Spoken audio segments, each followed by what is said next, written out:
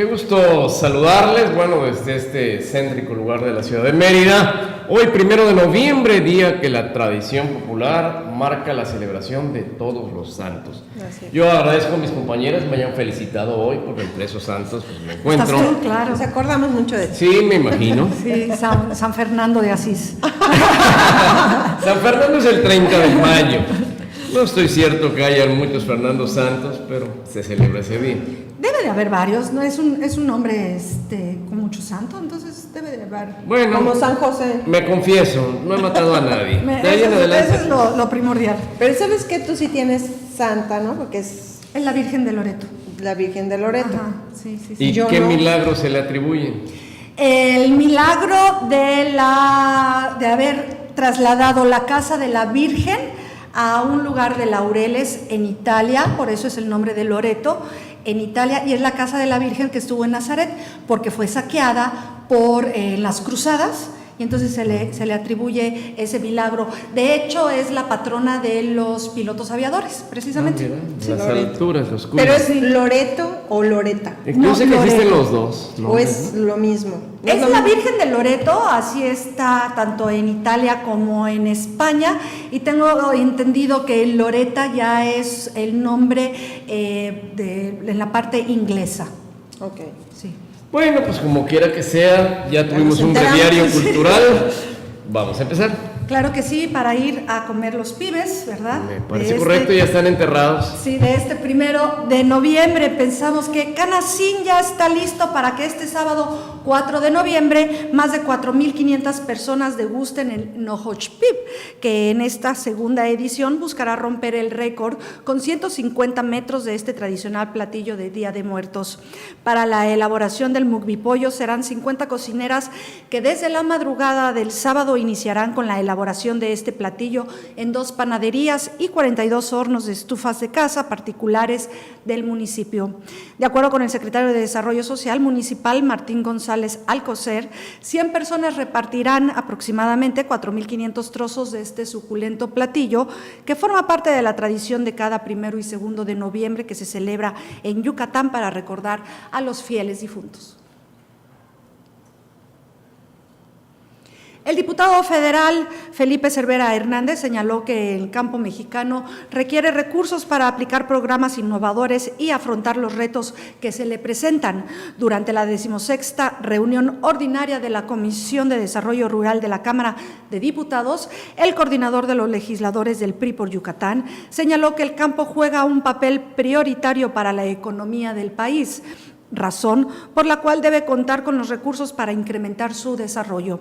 Felipe Cervera enfatizó que se evitará que este sector sea castigado dentro de la ley de egresos de la Federación y por el contrario reciba un presupuesto responsable y adecuado a sus necesidades. Y como lo hacen diferentes instituciones de educación superior de la entidad, estudiantes del nivel de universidad en Oshkoshkab están en proceso de formar sus comités de estudios universitarios para sumarse a las tareas de prevención del delito que se realizan en todo el territorio local. El titular de la Secretaría General de Gobierno, Roberto Rodríguez Asaf, visitó el Instituto Tecnológico Superior del Sur en el referido municipio para invitar a los jóvenes a participar en dicho esquema, el cual pertenece a la estrategia Escudo Yucatán y que ya tiene presencia en varias demarcaciones como Mérida, Motul, Tecash, Ticul, Progreso y Peto. Acompañado de la Subsecretaría de Prevención y Seguridad Pública, Marta Góngora Sánchez, el funcionario subrayó que parte de los objetivos de Escudo Universitario es que los alumnos generen propuestas para cuidar a Yucatán y protegerse entre ellos con el propósito de que no sean víctimas de acciones negativas. El titular de la Secretaría de Desarrollo Social, Mauricio Saúl Rivero, visitó el comercio de Doña Cristina, ubicado en la colonia Dolores Otero, para constatar el uso del financiamiento que se le otorgó. Recordó que este año se otorgaron más de 8.7 millones de pesos del esquema Créditos Sociales para respaldar el espíritu emprendedor de mujeres yucatecas que aspiran a mejorar su economía a través de un negocio formal. El funcionario estatal expuso que el espíritu del programa es ubicar a mujeres dispuestas a luchar, que solo necesitan un empujón para que su trabajo se convierta en una historia de éxito.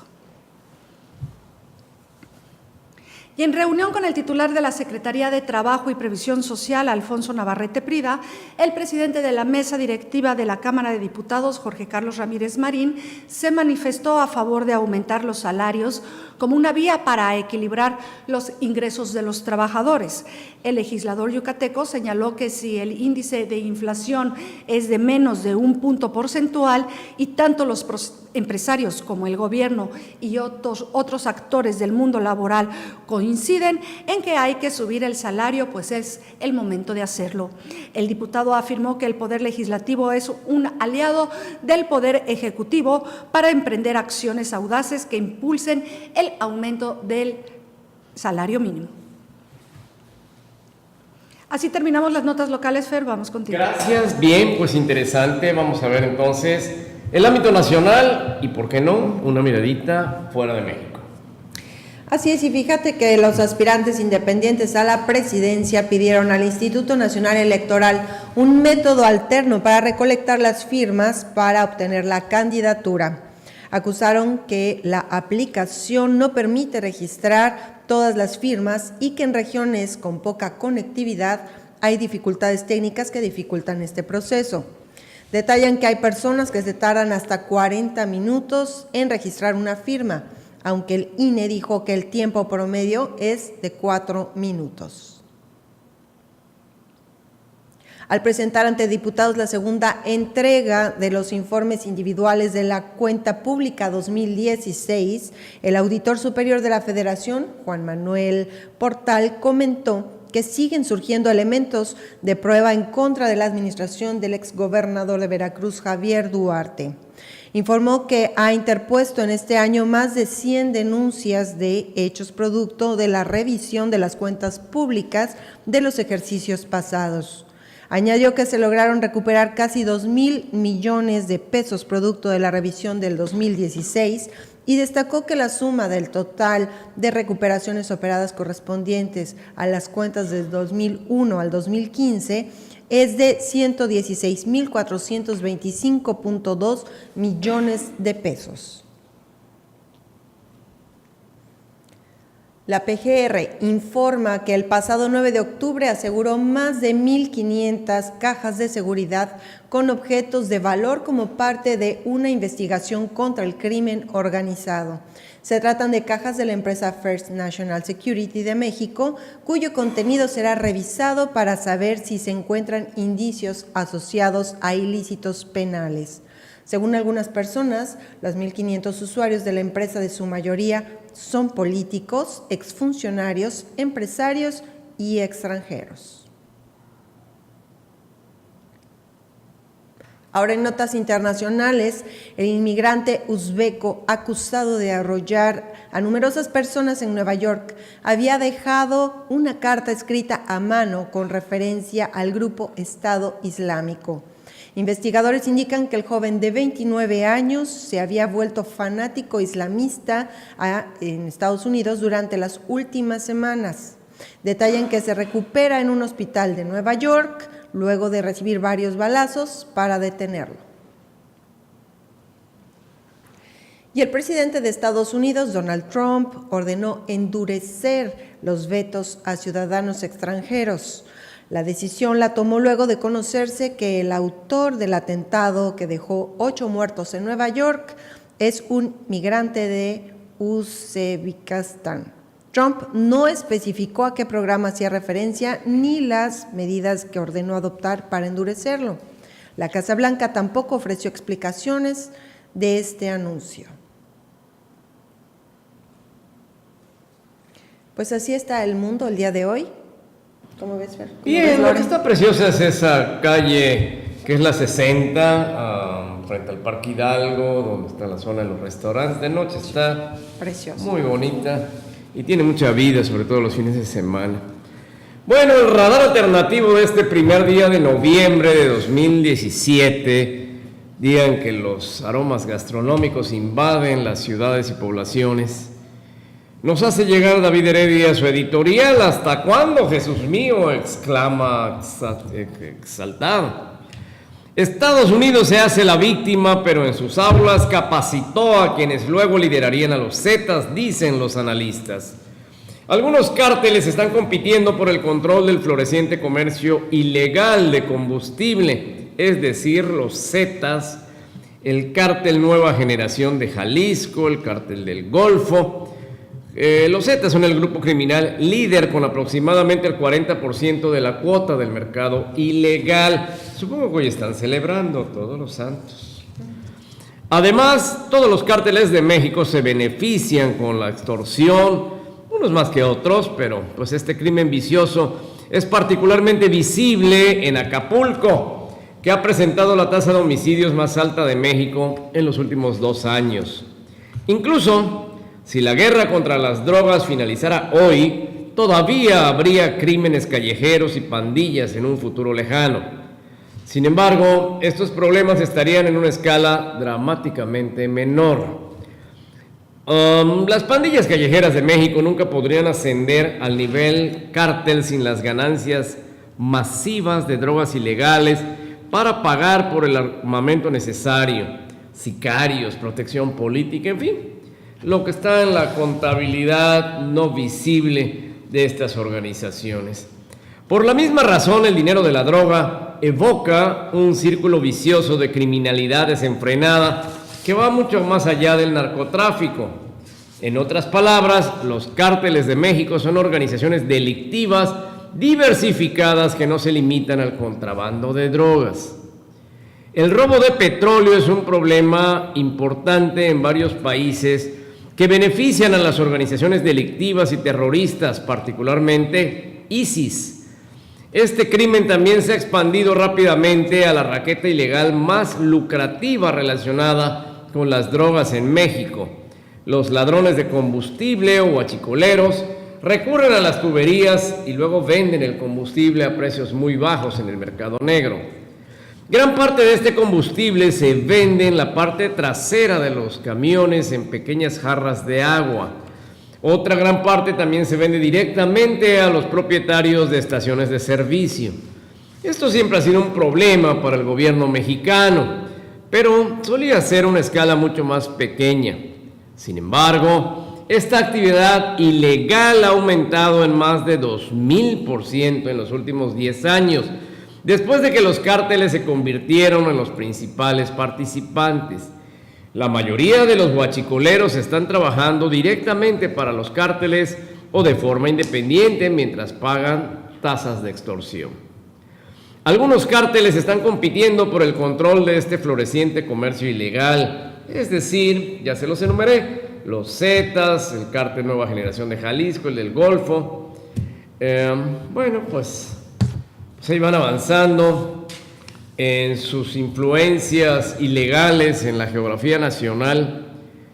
En respuesta a la crisis del robo de combustible, aproximadamente 2,000 elementos de la tropa del ejército mexicano se han desplegado en regiones clave. Su presencia no ha disminuido el número de barriles robados, pero ha dado lugar a varios conflictos armados con los huachicoleros. Mientras el gobierno mexicano dedica recursos masivos para proteger sus reservas de petróleo, el ciudadano mexicano promedio tiene que valerse por sí mismo contra el terror infligido por los cárteles. Después de luchar para establecer un territorio, varios cárteles ven muchos otros crímenes como botín de guerra, como violaciones, asesinatos por encargo, robo, extorsión, secuestro, etc. Posiblemente ningún cártel aterroriza más a los residentes de su territorio como los Zetas. La DEA una vez los describió como el cártel más avanzado tecnológicamente, sofisticado y violento. Este cártel tiene una estructura militarista o militarizada. De hecho, fue el primero en reclutar sistemáticamente a exmilitares, y eso tiene que ver con las raíces de la organización. La mayoría de los Zetas originales formaban parte de una élite de fuerzas especiales mexicanas, GAFE, que era conocida por cometer atrocidades masivas contra ciudadanos de su propio país. Uno de los líderes de esta masacre, Hugo Álvaro Gómez Vázquez, es de nacionalidad guatemalteca. De hecho, él había sido parte del notorio grupo de fuerzas especiales, Caibiles, entrenado por los Estados Unidos en Guatemala, que era conocido por cometer numerosos crímenes de guerra. Gómez Vázquez fue uno de los Caibiles contratados por los Zetas. Como resultado de esta estrategia, el cártel comenzó a expandir su territorio hacia Guatemala a principios de la década que inició en el año 2000 y finalmente eliminó a una de las principales organizaciones de tráfico de drogas del país, los Leones. La toma de poder de los Zetas fue lo suficientemente significativa como para hacer amenazas de muerte creíbles en 2009 al entonces presidente Álvaro Colón, presidente de Guatemala. De vuelta en México, el hecho de que los miembros de los Zetas hayan operado con tanta impunidad permitió que floreciera el negocio de la extorsión. Como resultado, Tamaulipas es la capital de los secuestros en el país. Sin embargo, el cártel está involucrado en este crimen en todo el territorio mexicano.